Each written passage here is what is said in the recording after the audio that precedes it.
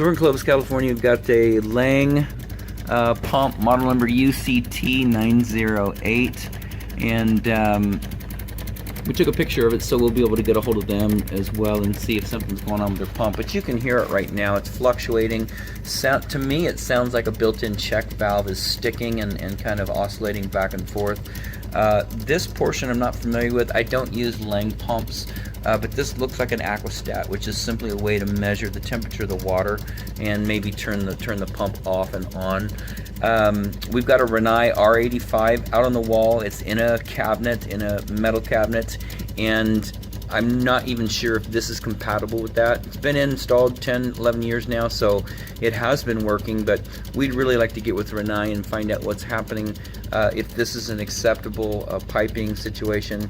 As far as code goes, I would say no. Reason being is, number one, there might be an integrated check valve, but there's no expansion tank. It's a closed system now. If there is a check valve in there, you've closed the system. It requires an expansion tank. So a lot of plumbing left out of the picture here. But we'll get with Rinnai, find out what we need to do with this, and then we'll make a recommendation as far as the pump, as far as the water heater. For right now, there's not much we can do with the sound. Simply shut the pump off. You still have hot water, which is good, but just shut the pump off, and then we'll get back to you with what Rinnai says potentially next week, after the new year.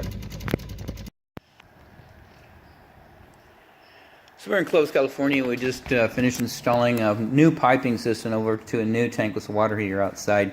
You've got an old Rinnai sitting in here. It's the R85. I believe it's about 10 years old.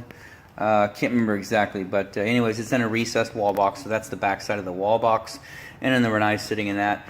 One note before we continue: this little switch leg that's coming over, it goes up to the switch box, which is right here. So you can see power comes in, and then switch leg goes out, and so of course power's coming up. It looks like probably from this. Actually, I don't know where it's coming from. That's right here. So it looks like power's coming in and switch leg going over. Anyways, I'd recommend a licensed electrician, and I did say that I would send, I think you said you had an electrician, come in and remove the, it gets capped off out there and the switch is off outside on that box, and I'll show you out there. But just so that it's all cleaned up, I'd recommend removing that switch leg out of there, because it's just capped off with wire nuts right now. So back to the plumbing. Cold water was stubbed down and leaking all the way down. They had copper tied in and piped in over here. It had a recirculation pump that came out and back down. Of course, we lost that video, so we can't show you what it was.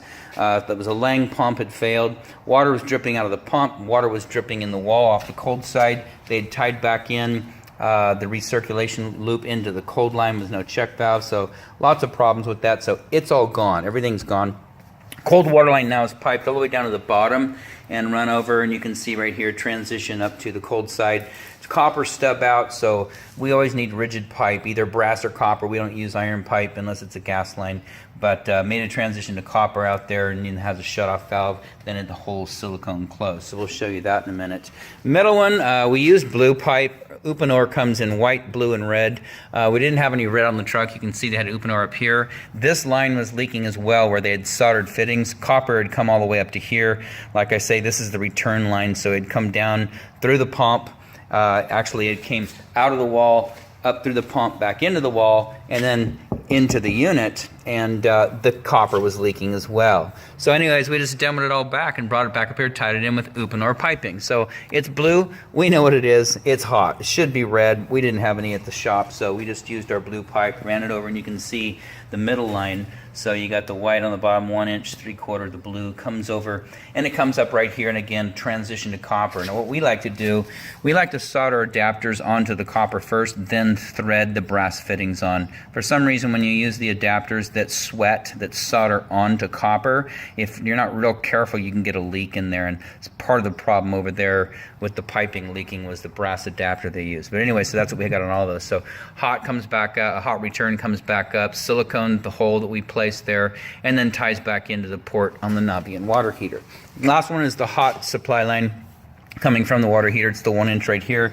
You can see we brought that one down. It's the one on top, and of course coming all the way over, and then a transition again. It's hot water, but we had the blue pipe, so no worries about that. And again, male adapter, and then female Uponor transition fitting, solid brass, and then copper stub out silicone. We ran out of the white silicone, so we've got some clear silicone. Main thing is the hole is sealed from front to back. It's about 2-inch cavity in there between foam and stucco and the 1/2-inch OSB, so that's all good.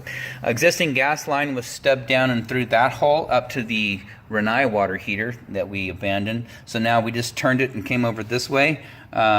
Interestingly enough, the piece that went through the hole over there, we just reused it and came over here, and it was an exact fit for the hole we drilled right here. So we just used a 90 coupling, another 90, stubbed it out, got a gas valve out there, a couple straps. Everything's strapped, copper strapped. You can see 2 straps, 1 strap there, so everything's tied in. Everything's got 2 straps on it, so everything's real tight. The pipe, you know, is strapped, and then it goes through the holes there, so everything looks good on this side of the building. We're going to go outside now and see if we can find the little doggy. She's not out here right now, so here is our installation. I'm going to try and get this cover off with one hand and see if we can take a picture, and if not, we'll have to pause the video, and it's not coming off. So there it is. Okay, so there's our installation. You can see it's running right now. Condensate's coming out of the drain line. Everything we did here, you can see. So starting from this side, cold water, copper stub out to a brass 90, brass nipple, and then of course a shutoff valve. We didn't need to put it in, but it's nice to, even though, because you've got one right here, but we like to be able to shut the water off and then be able to work on this stuff right here. So check valve pointing up in that direction, that way the cold water flows one way. Brass, and this is all solid brass construction, another brass nipple, brass T, another brass fitting over to a corrugated stainless steel supply line, which is compatible, down to an expansion tank. The reason why is when you recirculate water, you need to put a check valve in, because you're so that the water only can go one way. It can't come back. And of course, this, if you go right to Navien and look at their spec sheets, this is what they require, and as well as any water heater that is recirculating. Any water heater that's recirculating water. So anyways, we use the Thermotrol expansion tank. We use the Hydro Claw strap kit. This strap kit is real nice. Most plumbers won't spend $40 on a strap kit. They're going to use plumber's tape, or they're just going to take copper and let it hang there by itself. We like to use this because it's solid bracketry, and that was an extra. It wasn't contract.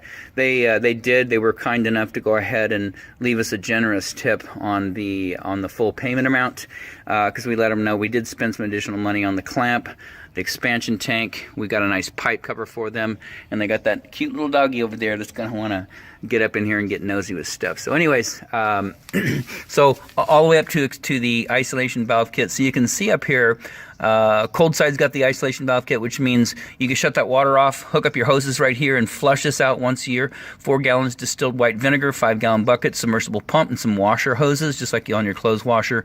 And we got plenty of videos online that can give you a tutorial on that if you would like to do it. If not, just give us a holler. We'll come out and take care of that.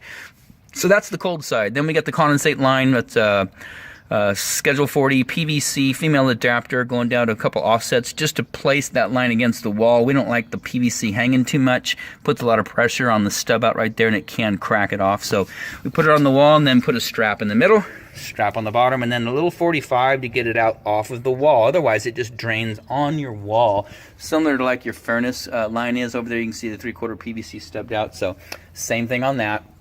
This is a return line that we showed you inside, just a 3/4 pipe coming out, 3/4 copper union, ties straight into the unit with a female adapter, spell check, adapter. We did have a little bit of trouble when we fired up the unit. The pump was not functioning correctly. Quick call to Navien, and they let us know, yeah, probably air in the line. So all we did is, while this was full of water, we backed this nut off substantially, and we sat here for about 10 minutes and let all of the air purge out of the system, and there was quite a bit. So it spit out, quite a bit of debris. When you use flux and solder and that kind of stuff, when you're putting copper together, it does get in the line. So a lot of debris came out, air came out, water came out, and then we just wiped everything down for you and we're done. And then the pump is working fine now. So we did talk to the homeowner and they're very pleased. Water's getting there quick, it's getting there constantly. So we've achieved their goal of the problem they're having with their other tankless. Then the hot side, same thing. Flush valve on that side, hot water valve, you just turn it off, hose goes in there, and that's the part where the distilled white vinegar just dumps back into the bucket so it circulates. Anyways, like I said, we have videos that we can send you. You can look on YouTube, or we can come out and do it for you. And all the holes are siliconed closed. That was a hole that we drilled and ran into a framing member, and so we couldn't get into that hole, but we did seal it. So all the holes that we've drilled are sealed. 1, 2, 3, 4, 5. They're all sealed, silicone all the way through from front to back. And then last one is the gas, and we didn't talk about that on the inside. Maybe I'll go back in there and take one quick little video of that. But so gas line, we just stubbed it out, put a shutoff valve on there, then a brand new stainless steel supply line. A lot of plumbers reuse this supply lines. We don't like to reuse anything. We like a new product in there. That way, you know, we don't have any excuses. If you call us up and say you got a problem, we can't say, well, that's from the other installation. So we like to own the work that we install. Of course, off of that, relief valve is installed. That comes with the unit. A little brass fitting, copper adapter, and then copper just stubs down. Code is 6 to 24 off the floor, or off finished grade, which is dirt. We're about 22 inches up, so that's within code. We didn't want to stick it down too far and just have it become a tripping hazard. The condensate we want to get down low because it's dripping water, and we don't want that dripping, you know, getting back up on the building. If you do decide to come out here and do concrete, keep in mind that this condensate drain, it runs just like your furnace runs. So it's going to be dripping water. So if you pour concrete, make sure that you get your irrigation guy, your sprinkler guy, anybody that's doing your landscaping, have them come in, put in one of those drains. It's the corrugated black pipe that you get from Home Depot, Lowe's, anywhere, and get it tied in. I'm sure you may or may not have drains in your backyard already, but if you go to put in you know, sprinklers, lawn, all that kind of stuff back here, you're probably going to run drains out, and they go all the way out to the front and terminate out by the street. So once you know, before you pour concrete, make sure you at least stub something up here and get it out from underneath the concrete. So anyways, that's the installation out here. We're going to put the pipe cover back on. Outside of that, this installation is done.